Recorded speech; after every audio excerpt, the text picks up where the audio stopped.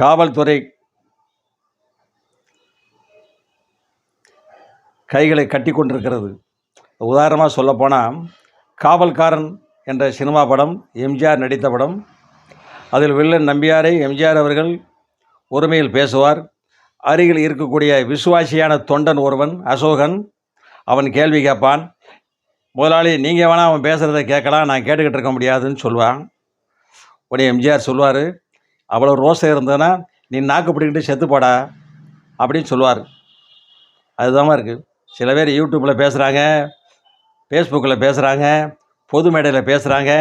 தொண்டனே உங்கள் தலைவனை பேசுகிறாங்கன்னு சொல்லி ரோசை வருதில்ல, அதுக்கு தான் இந்த உதாரணம்.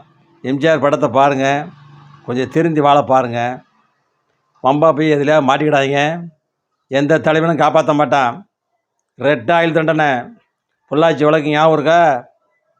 அண்ணா பல்கலைக்கழகம் வழக்கு ஞாபகம் இருக்கா? மனசில் வைங்க. உங்கள் வீட்டு பிள்ளைகள், பொண்டாட்டி பிள்ளைகளாக இருக்கும், பெற்றவங்க இருப்பாங்க.